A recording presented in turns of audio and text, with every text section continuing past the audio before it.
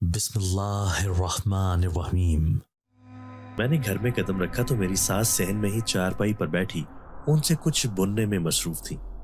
میں نے ان کی غصے بھری نگاہوں سے خائف ہوتے کہا کہ امی نان بائی کی دکان پر بہت زیادہ رش تھا، اسی وجہ سے مجھے کافی دیر ہو گئی تھی۔ مگر میری ساس نے میری بات کو ذرا اہمیت نہ دی اور کہنے لگی کہ رہنے دو بی بی، سب جانتی ہوں میں تمہارے بہانے ایک نمبر کی کام چور ہو، بس ہر کام میں سستی کرنا تمہاری عادت بن چکی ہے۔ میری ساس مجھے بے عزت کرنے میں کبھی کوئی کسر نہ چھوڑا کرتی تھی، حالانکہ میرا کوئی قصور نہ تھا۔ میں تو جلدی جلدی چلتے ہوئے نان بائی کی دکان پر گئی تھی تاکہ روٹیاں لے کر آ سکوں، مگر وہاں پر آج معمول سے ہٹ کر کچھ زیادہ ہی مردوں کا رش تھا۔ مجھے کافی مشکل سے اپنی باری پر روٹیاں ملی تھیں۔ میں روٹیاں لیتے بغیر ایک بھی لمحہ ضائع کیے گھر کی جانب روانہ ہو گئی تھی، مگر یہ میری بدقسمتی تھی۔ نان بائی کی دکان ہمارے گھر سے کافی دور تھی، تو میں جتنا جلدی بھی آتی مجھے آدھا گھنٹہ ہر صورت لگنا تھا۔ راستے میں گھر آتے وقت اچانک ایک درخت کی طرف میری نظر گئی تو چونک گئی، کیونکہ وہاں پر مجھے کوئی آدمی دکھائی دیا جو کہ دور سے ہی کافی تکلیف میں دکھائی دے رہا تھا۔ میں نے ارد گرد دیکھا، مگر وہاں پر ہر جگہ مکمل سناٹا تھا۔ مجھے حیرت ہوئی کہ ابھی تک تو یہاں سے تھوڑا پیچھے اتنا رش تھا، مگر یہاں کسی کا کوئی نام و نشان نہ تھا۔ میں پہلی سوچ میں پڑ گئی کہ اس ویران جگہ پر جاؤں یا نہ جاؤں، کیونکہ یہ علاقہ سنسان ہونے کی وجہ سے اکثر اوباش لڑکوں کے حوالے سے بدنام تھا، تو مجھے یہاں پر بہت خوف آیا تھا۔ مگر پھر اس آدمی کو اذیت پہ دیکھ کر مجھ سے رہا نہ گیا۔ میں اللہ کا نام لے کر اس درخت کی طرف گئی جس کے تنے سے وہ آدمی ٹیک لگا کر بیٹھا تھا۔ جب میں اس کے قریب گئی تو معلوم ہوا کہ وہ آدمی کافی بوڑھا تھا اور زخمی بھی ہو چکا تھا۔ میں اس آدمی کو خون میں لت پت دیکھ کر ایک دم سے اس کے پاس بیٹھی اس کو آواز دینے لگی، جو کہ آنکھیں بند کیے کر رہا تھا۔ میں اپنی نگاہیں ادھر ادھر گھمانے لگی تاکہ کسی کو مدد کے لیے پکار سکوں، مگر افسوس کہ وہاں کوئی بھی موجود نہ تھا۔ بابا جی، آپ ٹھیک تو ہیں؟ آخر آپ کی ایسی حالت کیسے ہوئی؟ میں نے اس بوڑھے آدمی سے پوچھا، مگر وہ کافی زیادہ تکلیف میں تھا اور اپنی جگہ سے ہل بھی نہیں پا رہا تھا۔ میں نے آخرکار اس کے بازو پہ ہاتھ رکھ کے اسے ہوش میں لانا چاہا تو ایک جھٹکے سے ہاتھ پیچھے کر لیا، کیونکہ اس بوڑھے آدمی کا بازو دہکتی آگ کی مانند گرم تھا۔ میں سمجھ نہ سکی کہ آخر یہ سب کیا تھا۔ اگر اس آدمی کو بخار بھی ہوتا تو اتنا گرم وجود ہونا غیر معمولی تھا۔ میرے اس آدمی کو ہاتھ لگاتے ہی اس نے اپنی آنکھیں آہستہ سے کھولی۔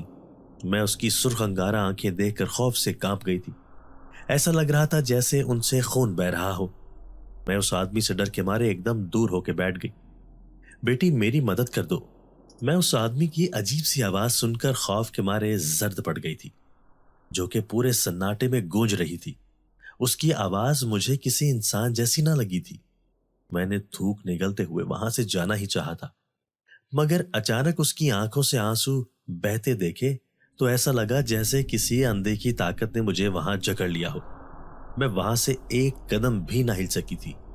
وہ آدمی چاہے جتنا بھی پراسرار سہی، مگر اس وقت مجھے وہ بہت زیادہ تکلیف میں لگ رہا تھا۔ اس کو لمبے لمبے سانس لیتا دیکھ کر مجھے جانے کیوں لگا کہ جیسے وہ بہت مشکل سے سانس اپنے اندر کھینچ رہا تھا۔ میں نے ہر خوف کو دور جھٹکتے اللہ کی رضا کی خاطر اس آدمی کے پاس دوبارہ سے بیٹھتے اس سے پوچھا کہ آپ کو کیا مدد چاہیے۔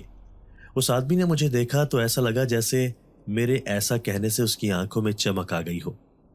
وہ اذیت کے ساتھ مسکرایا تھا۔ اس آدمی نے مجھے کہا کہ اس کو سہارا دے کر ادھر پیچھے کی جانب راستے پر موجود ایک کچی آبادی میں لے جائے جہاں اس کا گھر تھا۔ میں نے اس کی بات سن کر کچھ دیر سوچا کہ وہاں تک جاتے ہوئے تو مجھے بہت دیر ہو جاتی، گھر پر پھر میں کیا کہوں گی سب کو۔ مگر جب اس بوڑھے آدمی کو تکلیف سے مزید بے حال ہوتے دیکھا تو ہر سوچ دور جھٹک کر اس کو بازو سے تھام کر اٹھایا۔ وہ کافی مشکل سے اٹھ سکتا تھا، لیکن اس کا خون کافی بہہ چکا تھا۔ میں نے اس کا بازو اس مرتبہ پکڑا تو حیرت انگیز طور پر مجھے وہ گرم نہ لگا، بس ہلکی سی گرمائش محسوس ہو رہی تھی۔ میں اس بوڑھے آدمی کو سہارا دیتے ہوئے ان عجیب سے راستوں سے لے کر گزرتے ہوئے آگے بڑھتی جا رہی تھی۔ میں نے آج تک یہ راستے نہ دیکھے تھے، حالانکہ میں کافی مرتبہ اس جگہ سے گزر چکی تھی، مگر یہ راستے کافی پراسرار تھے کیونکہ یہاں پر عجیب طرح کا سناٹا چھایا ہوا تھا۔ میرے دل میں یہ بے ساختہ خیال آیا کہ کہیں میں نے یہاں پر تنہا اس بوڑھے آدمی کے ساتھ آ کے کوئی غلطی تو نہیں کر دی۔ اگر یہ سب کوئی چال ہوئی تو میں کس کو مدد کے لیے بلاؤں گی؟ مجھے تو یہاں پر کسی انسان کا وجود دکھائی نہ دیا تھا۔ میں نے ایک ہاتھ میں روٹیاں اٹھائی ہوئی تھی جبکہ دوسرے ہاتھ میں اس بوڑھے آدمی کو سہارا دیا ہوا تھا۔ تھوڑا مزید آگے گئے تو وہاں پر اچانک سے ہر طرف اندھیرا چھانے لگا تھا۔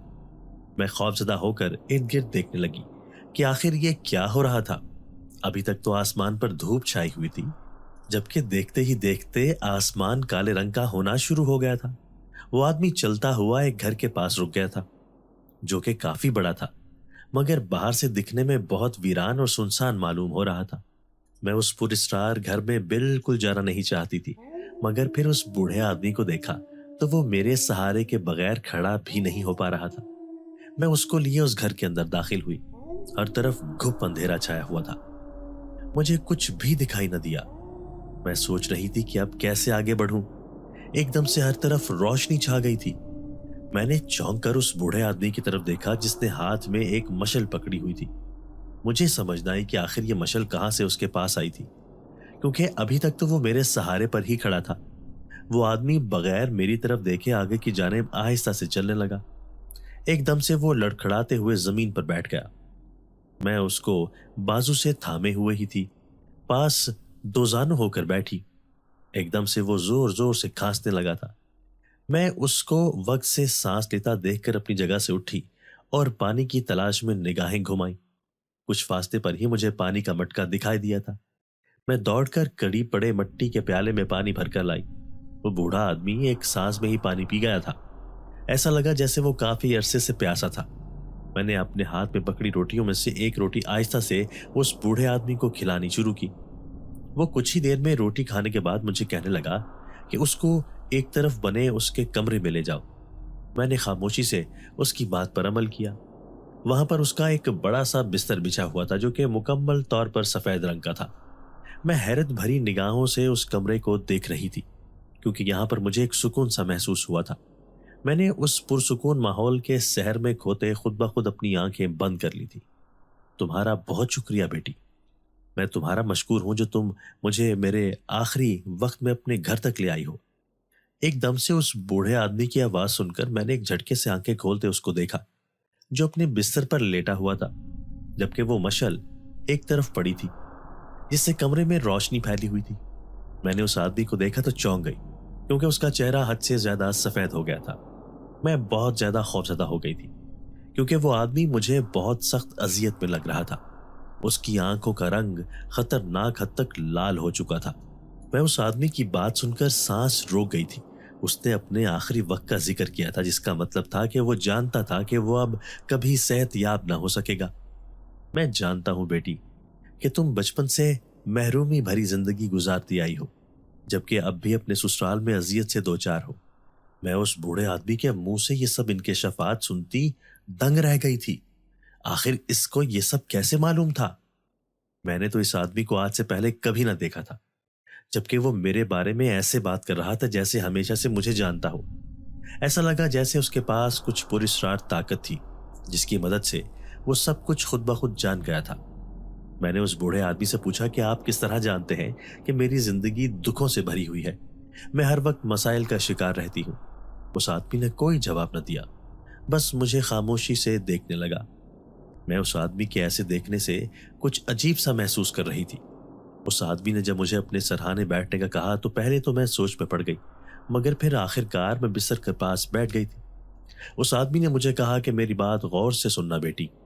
میں سانس روکے اس آدمی کی بات سنتی گئی جو گہرے گہرے سانس لیتا بہت دقت سے بول پا رہا تھا۔ اس بوڑھے آدمی نے کہا کہ میں تمہیں ایک ایسا وظیفہ بتانے والا ہوں جس سے تمہاری زندگی میں یہ تمام مسائل خود بخود حل ہوتے جائیں گے اور تم ایک پرسکون زندگی اللہ کے حکم سے گزارنے لگو گی۔ اس نے مزید کہا کہ تمہیں مہینے کی 14 تاریخ کو چاند کی روشنی میں بیٹھ کر 3 مرتبہ سورہ جن کی تلاوت کرنی ہوگی، پھر پانی پر پھونک کر اپنے شوہر کو پلا دینا۔ یہ عمل تمہیں ہر ماہ کی 14 تاریخ کو اسی طرح دہرانا ہوگا۔ میری دعا ہے تم ہمیشہ خوش اور آباد رہو۔ باقی جیسا اس رب کو منظور۔ وہ بوڑھا آدمی یہ آخری الفاظ بولنے کے بعد ایک آخری ہچکی لیتا خاموش ہو گیا۔ میں اس کو سن ہوتے دیکھنے لگی، جو کہ بالکل ساکت ہو گیا تھا۔ اس کی آنکھیں کھلی کی کھلی تھیں اور اوپر چھت کی جانب تھیں۔ میں نے ایک دم اوپر دیکھا تو حیران رہ گئی، کیونکہ اس کمرے کی چھت غائب تھی۔ کھلا آسمان دکھائی دے رہا تھا، جس سے چاند کی روشنی سیدھا اس بوڑھے آدمی کے چہرے پر پڑتی جا رہی تھی۔ وہ آدمی کوئی حرکت نہ کر رہا تھا۔ میں نے اس کو آہستہ سے ہلا کر دیکھا، مگر اس کا برف کی طرح ٹھنڈا وجود دیکھ کر میں کانپنے لگی۔ میرا چہرہ سفید پڑ گیا تھا۔ جب اس کی ناک کے قریب ہاتھ لے کر گئی، وہ سانس نہ لے رہا تھا، جس کا مطلب تھا کہ وہ ہمیشہ کے لیے اس دنیا سے جا چکا تھا۔ مجھے سمجھ نہ آیا کہ اب میں کیا کروں، کس سے مدد مانگوں۔ میں ایک دم اپنی جگہ سے ہوش میں آتی اٹھنے لگی۔ میرا رخ باہر کی جانب تھا تاکہ کسی کو بلا سکوں کہ اس آدمی کے کفن دفن کا انتظام ہو سکے۔ جو ہی اس گھر سے کچھ فاصلے پر آئی تو ہر طرف روشنی چھا گئی تھی۔ آسمان پر ویسے ہی دھوپ چھائی ہوئی تھی۔ میں یہ سب دیکھ کر حیران ہو گئی تھی۔ فوراً پیچھے مڑ کر دیکھا تو آنکھیں کھلی کی کھلی رہ گئی تھی، کیونکہ وہاں پر وہ گھر اب موجود نہ تھا۔ سامنے بالکل خالی میدان دیکھ کر میرے پیروں تلے زمین کھسک گئی تھی۔ آخر یہ سب کیسے ممکن تھا؟ ابھی کچھ دیر پہلے تو یہاں پر ایک بڑا گھر تھا، جس میں میں ایک بوڑھے آدمی کی مدد کرتے اس کو اندر لے کر گئی تھی۔ وہیں پر اس نے اپنی جان دے دی تھی۔ اب وہاں پر کسی کا کوئی وجود ہی نہ تھا۔ میں نے اپنے ہاتھ میں دیکھا تو روٹیاں پکڑی دکھائی دی۔ میں نے ایک خیال کے تحت اپنے ہاتھ میں موجود روٹیاں گننی شروع کی۔ میری حیرت کی انتہا نہ رہی تھی جب وہ روٹیاں اتنی ہی موجود تھیں۔ مجھے اچھے سے یاد تھا کہ میں نے آدمی کو ایک روٹی کھلائی تھی۔ تو اب یہ سب آخر کیا تھا؟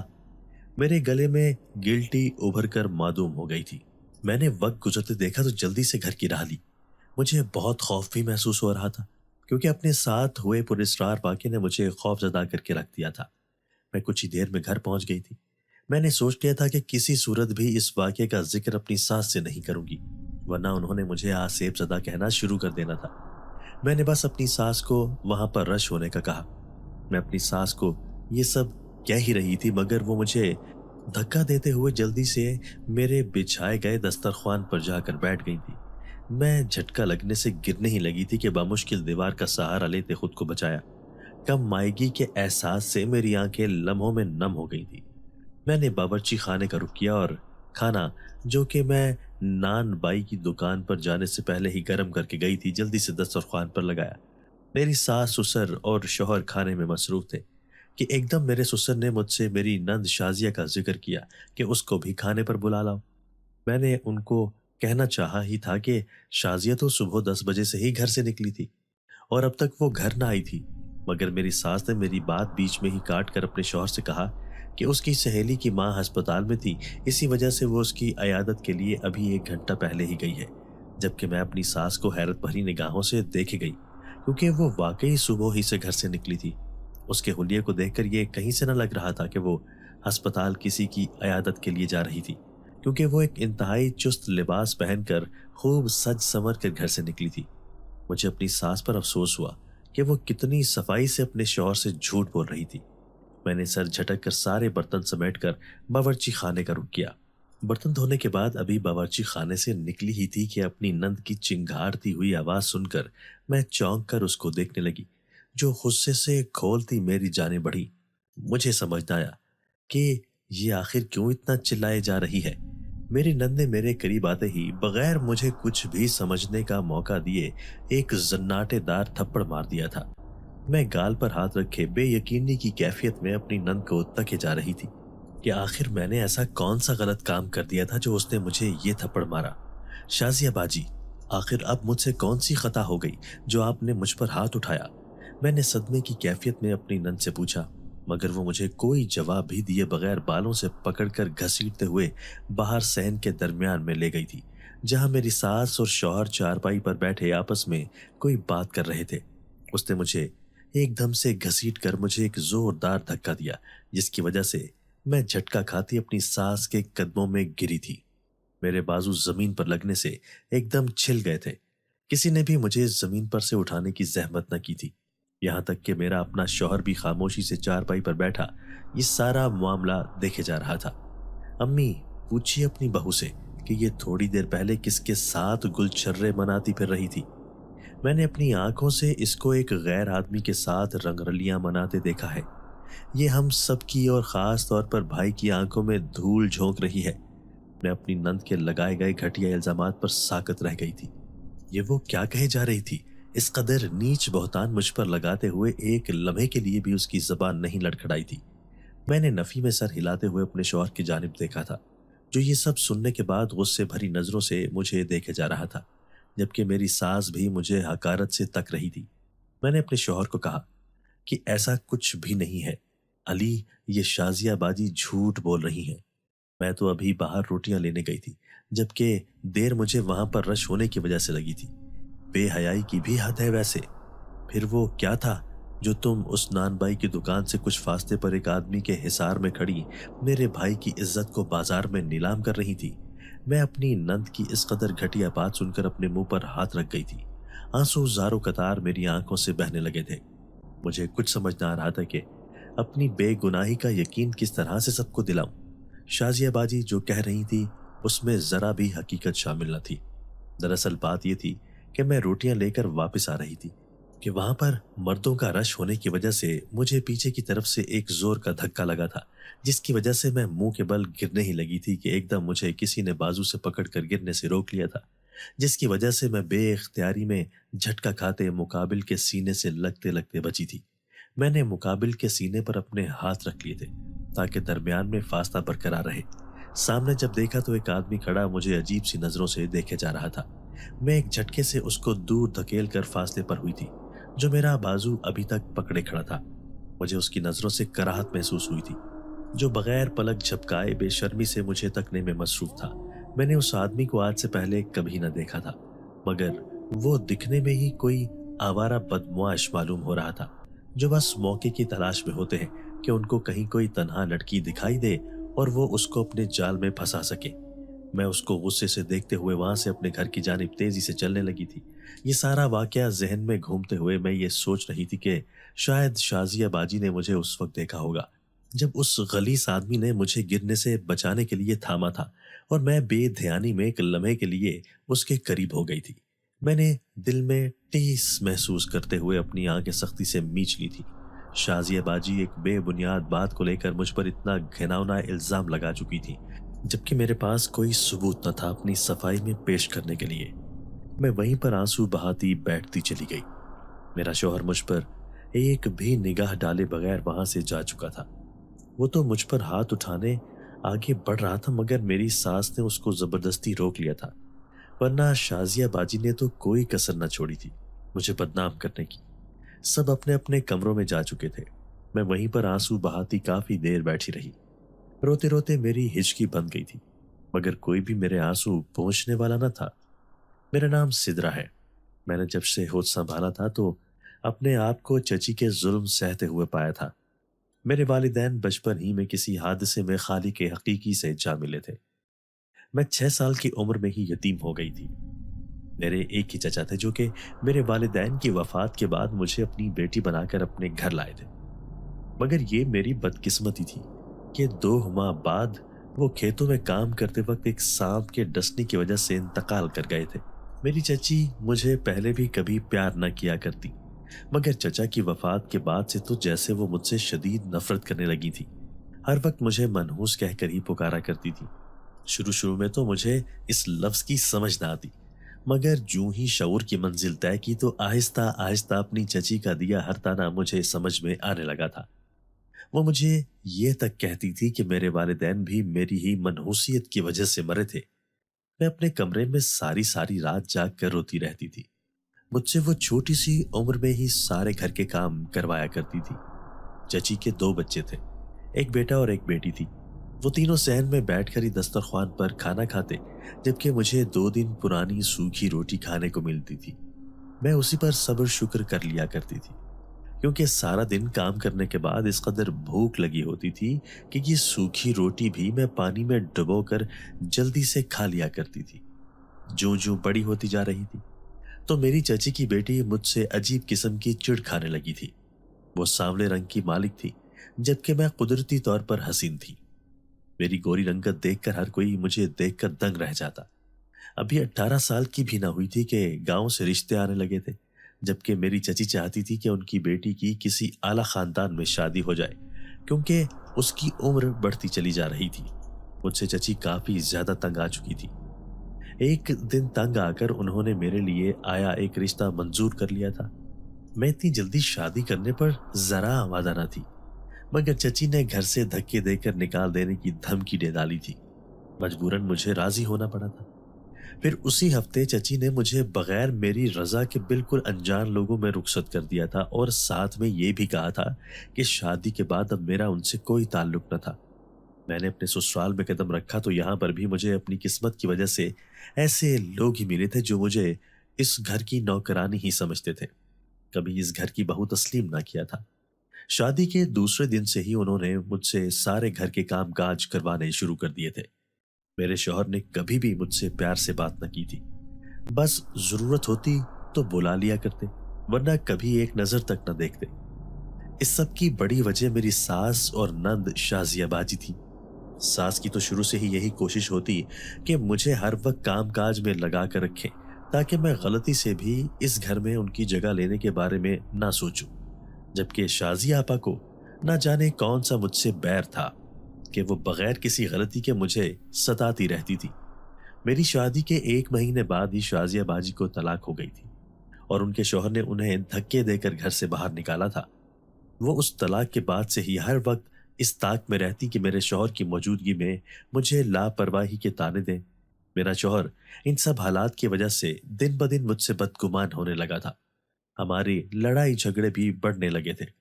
मेरा शौहर शुरू से ही कोई नौकरी ना करता था। मेरे ससुर खेतों में निगरानी करते थे, और उनकी रोजाना की दिहाड़ी पर हमारे घर का खर्चा चलता था। मैंने कई मर्तबा अपने शौहर को मुलाजमत करने का कहा था, मगर वो गुस्से से बिफर जाता। एक रोज मेरे ससुर की तबीयत खेतों में खराब हो गई थी, जिसकी वजह से डॉक्टर ने उनको घर में आराम करने का कहा था। उस दौरान हमारे हालात फाकों तक आ गए थे। मेरी सास हर वक्त मुझे जलील करती रहती कि मैं एक मनहूस लड़की हूं, जिसके इस घर में आने से उनके साथ हर वक्त कुछ न कुछ बुरा ही होता जा रहा था।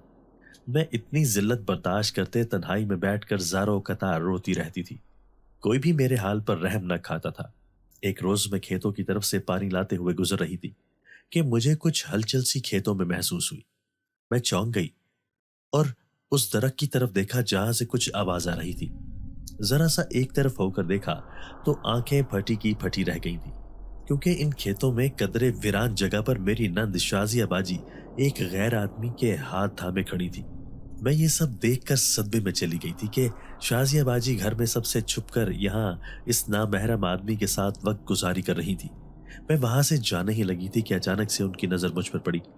मैंने उनके चेहरे पर काला साया लहराते देखा, मगर फिर वो मकरूह तासुरात चेहरे पर सजाए मेरे पास आई और मुझे बालों से पकड़कर झिंझोड़ा।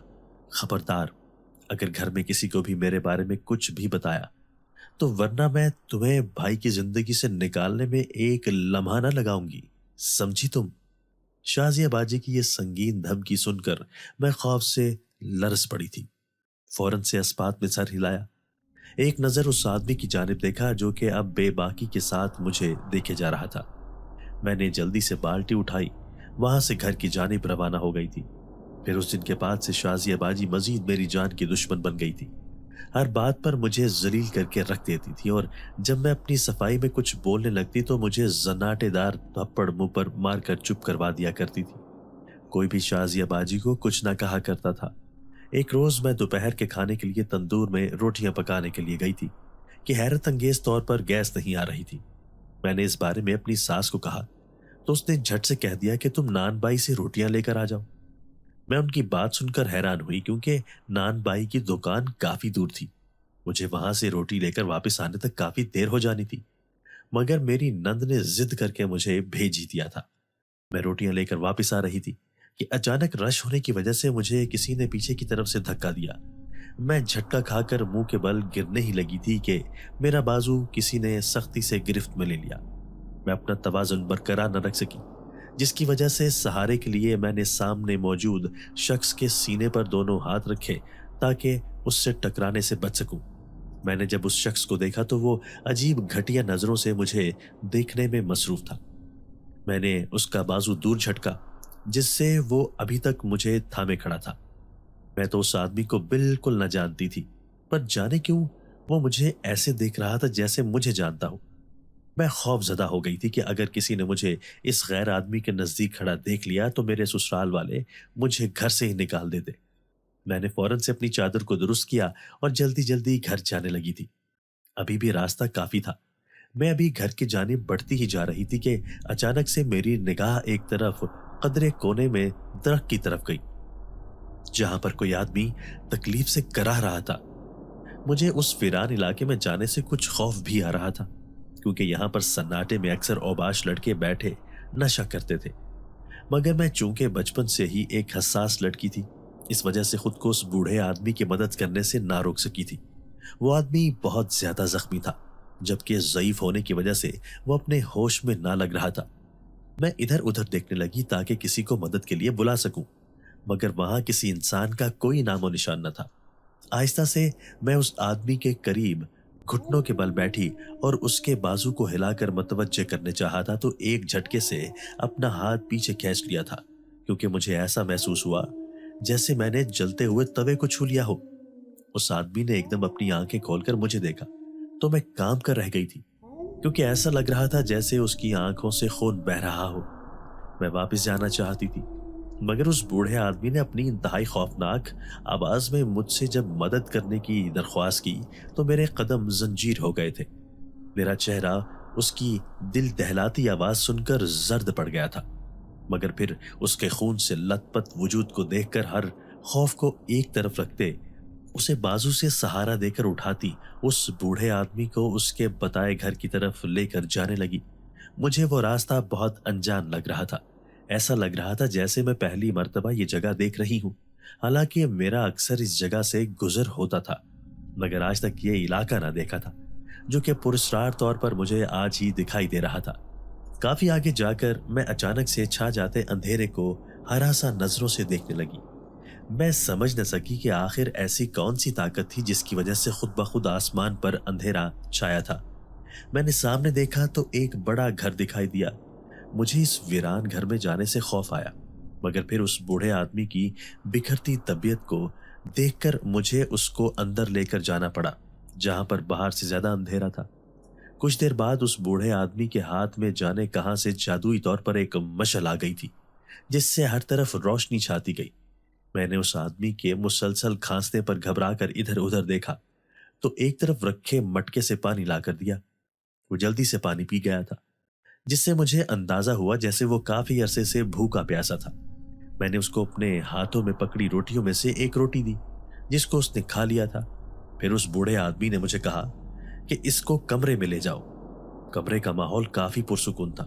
میں وہاں پر اپنے اوپر ایک سحر طاری ہوتا محسوس کر رہی تھی جس کی وجہ سے میں اپنی آنکھیں بند کر گئی تھی۔ میرے پاس آ کر بیٹھو بیٹی۔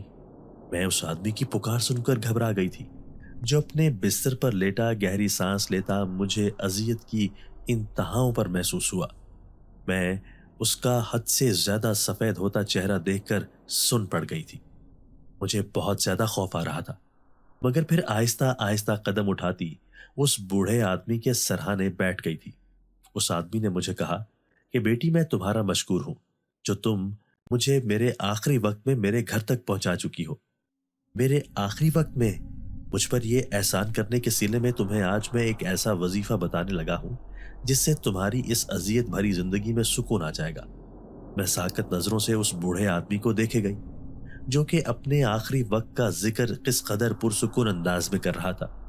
مجھے اس کے چہرے پر ایک اطمینان دکھائی دیا جو کہ یہاں اپنے گھر آ کر اس کو ملا تھا۔ اس کا مطلب تھا کہ وہ مرتے وقت اپنے گھر میں رہنا چاہتا تھا، مگر میری حیرت کی انتہا نہ رہی جب اس نے میری دکھ بھری زندگی کا ذکر کیا۔ آخر اس کو کیسے معلوم تھا کہ میں بچپن ہی سے تکالیف اور مسائل جھیلتی ہوئی زندگی گزار رہی تھی؟ میں نے کانپتے ہوئے اس بوڑھے آدمی سے پوچھا کہ آپ کیسے جانتے ہیں میرے بارے میں، جبکہ میں تو آج پہلی ہی بار آپ کو دیکھ رہی ہوں۔ اس آدمی نے میری بات کا کوئی جواب نہ دیا بلکہ خاموشی سے اوپر چھت کی طرف دیکھے گیا۔ میں نے اس کی نظروں کے تعاقب میں دیکھا تو اوپر چھت موجود ہی نہ تھی بلکہ آسمان کھلا آسمان تھا جس سے چاندنی کی روشنی اس آدمی کے اوپر آ رہی تھی۔ جب بھی تم پریشان ہو تو ہر ماہ کی 14 تاریخ کو چاند کی روشنی تلے بیٹھ کر سورہ جن 3 مرتبہ پڑھ کر اس کو پانی میں پھونک دینا۔ اس کے بعد وہ پانی اپنے شوہر کو پلا دینا۔ اللہ کے حکم سے تمہاری مشکلات خود بخود کم ہوتی چلی جائیں گی۔ میں سانس رو کے اس بوڑھے آدمی کو سنتی گئی جس نے مجھے یہ وظیفہ ہر ماہ کی 14 تاریخ پر دہرانے کا کہا تھا۔ یہ سب کہنے کے بعد وہ آدمی خاموش ہو گیا۔ اس کا جسم ساکت پڑ گیا تھا۔ میں نے اس کے ٹھنڈے پڑتے وجود سے خوف کھاتے تصدیق کے لیے ناک کے قریب ہاتھ کیا تو وہ واقعی میں اس دنیا سے جا چکا تھا۔ میری آنکھوں میں بے ساختہ نمی آ گئی تھی۔ میں فوراً اس گھر سے باہر بھاگی تاکہ کسی کو مدد کے لیے بلا سکوں۔ اس آدمی کے کفن دفن کا انتظام کرنا بھی ضروری تھا جو کہ میں تنہا عورت کسی صورت نہ کر سکتی تھی۔ مگر جو ہی اس گھر سے باہر کچھ فاصلے پر بھاگتی ہوئی پہنچی تو ایک دم سے ہر طرف روشنی چھا گئی تھی۔ میں حیران ہوتی پیچھے مڑ کر دیکھنے لگی مگر وہاں پر سب کچھ غائب تھا۔ وہ گھر جس میں ابھی کچھ دیر پہلے میں اس بوڑھے آدمی کو سہارا دے کر گئی تھی، جہاں اس نے اپنی آخری سانسیں لی تھی، وہ وہاں موجود ہی نہ تھا۔ سارا علاقہ ایک خالی ریتلے میدان میں تبدیل ہو چکا تھا۔ مجھے کچھ سمجھ نہ آ رہا تھا کہ ابھی کچھ دیر پہلے میرے ساتھ آخر ہوا کیا تھا۔ یہ سب بہت ہی جادوئی طور پر دیکھتے ہی دیکھتے نظروں سے غائب ہو گیا تھا۔ میں گھبرا کر فوراً گھر کی جانب روانہ ہو گئی تھی کیونکہ یہ علاقہ مجھے آسیب زدہ لگنے لگا تھا۔ مجھے اچھی طرح سے یاد تھا کہ میں نے اس بوڑھے آدمی کو ایک روٹی اپنے ہاتھ سے کھلائی تھی، مگر جب گھر کے قریب پہنچتے ان کو گنا تو وہ اتنی ہی موجود تھی۔ میں اپنے چہرے پر آئے پسینے کے ننھے ننھے قطرے صاف کرتی گھر میں داخل ہوئی۔ میں نے آج کے ہوئے پر اسرار واقعے کو اپنے تک ہی محدود رکھنے کا عہد کیا تھا کیونکہ میری ساس نے اول تو یقین نہ کرنا تھا، لیکن اگر کر بھی لیتی تو مجھے آسیب زدہ کہہ کر مزید اپنی نفرت کا نشانہ بنانا شروع کر دیتی۔ میں جلدی سے روٹیاں لے کر اندر داخل ہوئی اور کھانا دسترخوان پر لگایا۔ کھانے سے فارغ ہوئے ہی تھے کہ ایک دم سے شازیہ باجی گھر میں داخل ہو کر سیدھا میرے پاس آئیں اور مجھ پر الزام تراشی کرنے لگی کہ میں ابھی کچھ دیر پہلے ایک نامحرم آدمی کے حصار میں کھڑی تھی۔ انہوں نے مجھے ایک زناٹے دار تھپڑ بھی مارا تھا اور مجھے میری ساس کے قدموں میں زور سے دھکا دیا۔ میں ساکت نظروں سے شازیہ باجی کو دیکھے گئی جو بالکل جھوٹ بول رہی تھی۔ ایسا بالکل بھی نہ تھا۔ میں وہیں پر بیٹھی زاروں قطار روتی جا رہی تھی۔ کسی نے بھی میری بات پر یقین نہ کیا تھا۔ میرا شوہر تو غصے میں آ کر مجھ پر ہاتھ اٹھانے ہی والا تھا کہ میری ساس نے اس کو روک لیا۔ وہ سب اپنے اپنے کمروں میں جا چکے تھے جبکہ میں وہیں پر صحن میں بیٹھی اپنی بدقسمتی پر آنسو بہاتی رہی۔ اپنی نند شازیہ باجی کا مکروہ کہکا سن کر میں نے ایک جھٹکے سے اس کو دیکھا جو مجھے دیکھ کر کہنے لگی کہ اپنی اوقات کبھی نہ بھولنا۔ وہ یہ سب کہہ کر اندر کی جانب چلی گئی۔ میرے ذہن میں ایک دم سے جھماکا ہوا کہ وہ گھٹیا آدمی جو راستے میں مجھے بازو سے تھامے کھڑا ہوا تھا، وہ سب شازیہ باجی کی چال تھی جو انہوں نے اپنے عاشق کے ساتھ مل کر میرے خلاف رچائی تھی تاکہ میں ان کے خلاف کسی کو کچھ نہ کہہ سکوں۔ انہوں نے اپنے مفاد کے لیے میری عزت سسرال میں 2 کوڑی کی کر دی تھی۔ میں آرام سے کھڑی ہوئی اور چھت پر بنے اسٹور روم کی جانب چلی گئی تھی کیونکہ میرا شوہر مجھے صاف لفظوں میں کہہ چکا تھا کہ اب سے میں وہیں پر رہا کروں گی۔ اسٹور میں جانے سے پہلے میں ویسے ہی چھت پر چلنے لگی تھی کہ اچانک میری نگاہ آسمان پر چھائے چاند کی طرف گئی جو اپنے پورے جوبن پر تھا۔ میرے ذہن میں فوراً سے اس پر اسرار بوڑھے آدمی کا دیا گیا وظیفہ یاد آیا جو اس نے مرنے سے پہلے مجھے بتایا تھا۔ مشکل وقت میں کرنے کے لیے میں نے چاند کو دیکھ کر اندازہ لگایا تھا کہ آج ہی 14 تاریخ تھی۔ میں نے جلدی سے باتھ روم کا رخ کیا اور وضو کر کے اپنے ساتھ قرآن پاک کا نسخہ اور پانی لے کر آئی تھی۔ چاند کی روشنی میں بیٹھ کر میں نے سورہ جن کی تلاوت شروع کی۔ 3 مرتبہ پڑھنے کے بعد پانی پر پھونک کر اٹھتی ہی تھی کہ ہر طرف روشنی چھا گئی تھی۔ میں نے گھبرا کر ارد گرد دیکھا تو زوردار آواز آئی۔ مجھے سمجھ نہ آیا کہ آخر یہ کیا ہو رہا تھا کیونکہ اچانک سے کالے سیاہ گہرے بادل چھا گئے تھے۔ چاند مکمل طور پر بادلوں میں چھپ گیا تھا۔ مجھے سمجھ نہ آیا کہ یہ روشنی کہاں سے آ رہی تھی۔ مجھے بہت زیادہ گھبراہٹ ہونے لگی تھی جس کی وجہ سے میں نے نیچے کی جانب جانا چاہا کیونکہ ہر طرف کسی کی پراسرار آہٹ محسوس ہو رہی تھی۔ ایسا لگ رہا تھا جیسے کوئی موجود تھا مگر مجھے دکھائی نہ دے رہا تھا۔ میں نیچے جانے ہی لگی تھی کہ ایک بھاری پراسرار آواز نے میرے قدم جکڑ لیے تھے۔ میں ایک قدم بھی مزید آگے نہ بڑھا سکی تھی، گویا کسی اندھے کی طاقت نے مجھے وہیں پر روک لیا تھا۔ گھبرائیں مت مہارانی، آپ کو ہم سے کبھی کسی قسم کا کوئی نقصان نہیں پہنچ سکتا۔ ایک عجیب سی پکار سن کر میں فوراً مڑی تو آنکھیں کھلی کی کھلی رہ گئی تھیں، کیونکہ میرے سامنے 3 آدمی کھڑے تھے۔ میں ان کو اپنے سامنے دیکھ کر یہ سوچنے لگی کہ یہ کون تھے اور یہاں کیسے اچانک سے آ گئے تھے۔ وہ اپنی نگاہیں جھکائے کھڑے تھے اور اپنے ہاتھ احترام کے ساتھ پیچھے کی طرف باندھ رکھے تھے۔ میں ان کے منہ سے اپنے لیے مہارانی کا خطاب سن کر دنگ رہ گئی تھی، کیونکہ میں ان پراسرار آدمیوں کو آج پہلی بار دیکھ رہی تھی۔ وہ سفید رنگ کے لمبے سے زمین کو چھوتے گاؤن پہنے ہوئے تھے، جبکہ ان کے سر پر سفید رنگ کا عمامہ تھا۔ میں نے ان سے ڈرتے ہوئے پوچھا کہ آپ سب کون ہیں؟ یہاں پر اچانک کیسے آ گئے ہیں؟ میں ان کے جواب کی شدت سے منتظر تھی۔ میرے سوال کے بعد وہ کچھ دیر تو خاموش ہو کر کھڑے رہے، مگر تھوڑی دیر بعد وہ گھٹنوں کے بل بیٹھ گئے اور کہنے لگے کہ ہم تینوں جنزاد ہیں جو کہ اب سے آپ کے غلام ہیں۔ آپ جو بھی ہمیں حکم دیں گی اس پر عمل کرنا ہمارے اوپر فرض ہوگا۔ میں ان کی آنکھیں دیکھ کر خوف سے زرد پڑتی کچھ قدم پیچھے کی جانب ہوئی، کیونکہ وہ بالکل سنہری ہو چکی تھی۔ ایسا لگ رہا تھا کہ ان سے دہکتی آگ کے شعلے نکل رہے ہوں۔ مجھے کچھ سمجھ نہ آ رہا تھا کہ میں ان کو کیا جواب دوں، کیونکہ یہ حقیقت مجھ پر بجلی بن کر گری تھی کہ میرے سامنے 3 جنزاد موجود تھے۔ میں ہمیشہ سے ہی سنتی آئی تھی کہ اس آتشی مخلوق کو اللہ نے بے انتہا پراسرار طاقتیں عطا کر رکھی تھی۔ میں باقاعدہ کانپنے لگی تھی کہ اگر میرے سسرال میں کسی کو بھی اس بات کی بھنک بھی لگ گئی کہ یہ 3 جنزاد اب سے میرے غلام تھے تو وہ مجھے دھکے دے کر گھر سے نکال دیں گے۔ میں پھر کہاں جاؤں گی؟ میرا چہرہ ان سب سوچوں کی وجہ سے زرد پڑنا شروع ہو گیا تھا۔ آپ بے فکر ہو جائیں مہارانی، ہم آپ کے علاوہ کسی کو بھی دکھائی نہیں دے سکتے ہیں۔ آپ کو کوئی بھی انسان اب تکلیف نہیں پہنچا سکے گا۔ ہم ہر وقت آپ کے ساتھ سائے کی طرح رہیں گے۔ ان جنزادوں کی یہ بات سن کر میں کچھ پرسکون ہوئی کہ وہ میرے علاوہ کسی کو نہ دکھائی دیتے۔ میں نے دل میں اپنے رب کا شکریہ ادا کیا تھا جس نے اپنی مخلوق کو میری مدد کے لیے بھیج دیا تھا، تاکہ اس اذیت بھری زندگی میں وہ ان ظالم لوگوں سے اللہ کے حکم سے بچا سکے۔ میرے ذہن میں ان جنزادوں کو دیکھتے ہوئے اچانک سے ایک خیال آیا، تو میں نے ان کو مخاطب کیا کہ آپ لوگ مجھے کیسے جانتے ہیں؟ کس کے کہنے پر آپ لوگ میرے غلام بن گئے ہیں؟ انہوں نے پھر وہ سارا واقعہ بیان کر دیا جو اس دن میرے ساتھ پیش آیا تھا، جب میں نے اس بوڑھے آدمی کی مرتے وقت مدد کی تھی، اس کو سہارا دے کر اس کے گھر تک پہنچایا تھا۔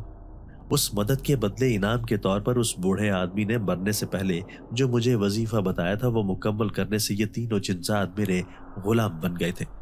اب میں ان کو جو بھی کہتی وہ میرا حکم حرف آخر جان کر مانتے۔ میں نے ان جنزادوں سے پوچھا کہ آخر وہ بوڑھا آدمی کون تھا جو اچانک ہی مرنے کے بعد اس گھر سمیت دیکھتے ہی دیکھتے غائب ہو گیا تھا۔ ان جنزادوں نے میرے سوال کے جواب میں کہا کہ وہ بوڑھا آدمی جنات کے ایک بہت بڑے قبیلے کا سردار تھا، جس کو اس کے دشمنوں نے دھوکہ دے کر انسانوں کی دنیا میں لا کر پوری طرح زخمی کر ڈالا تھا۔ وہ شدید زخمی ہونے کی وجہ سے اپنی ساری طاقتیں کھو چکا تھا، اس لیے دوبارہ اپنی دنیا میں نہ جا سکتا تھا۔ میں جب اس کو اس کے جادوئی گھر لے کر گئی تھی تو وہ وہاں پر مرنے کے بعد خود بخود اپنی دنیا میں چلا گیا تھا۔ میں یہ سب سننے کے بعد نہایت زیادہ ڈر گئی تھی، کیونکہ اب مجھے یقین ہو گیا تھا کہ وہ سب جو دن میں نے دیکھا تھا وہ میرا وہم نہ تھا بلکہ ایک بھیانک حقیقت تھی۔ ان جنزادوں نے مجھے کہا کہ جب بھی میں کسی مصیبت میں پھنس جاؤں تو آنکھیں بند کر کے ان کا خیال ذہن میں لاؤں، وہ میری مدد کرنے فوراً آ جائیں گے۔ میں نے اسبات میں سر ہلایا اور خاموشی سے چھت پر بنے اسٹور روم میں آ کر لیٹ گئی تھی۔ رات کافی ہو چکی تھی، لہٰذا میں تھکاوٹ کے باعث جلد ہی نیند کی وادیوں میں اترتی چلی گئی تھی۔ اگلے دن کا آغاز ہوا تو میں نے نماز ادا کی اور نیچے ناشتہ بنانے چلی گئی۔ میں خاموشی سے سارے کام کر رہی تھی، کوئی بھی مجھ سے کسی قسم کی بات نہ کر رہا تھا۔ میں نے بھی اب سب کچھ اپنے رب پر چھوڑ دیا تھا، وہی میری بے گناہی ثابت کرے گا۔ اس کے بعد بس میں نے یہی اپنا معمول بنا لیا تھا کہ جو کوئی مجھے کام کا کہتا تو میں چپ چاپ کر لیا کرتی تھی۔ میں اپنی نند شازیہ باجی کو اسی طرح گھر سے باہر نکلتا دیکھتی تھی۔ مجھے اچھے سے معلوم تھا کہ وہ اسی آوارہ لڑکے سے ملنے جاتی تھی۔ مگر میرے پاس ایسا کوئی ثبوت نہ تھا جس سے میں یہ سب گھر والوں کو بتا سکتی۔ شازیہ باجی مجھ سے اب مزید نفرت کرنے لگی تھی۔ ان کی حسد میرے لیے دن بدن بڑھتی چلی جا رہی تھی۔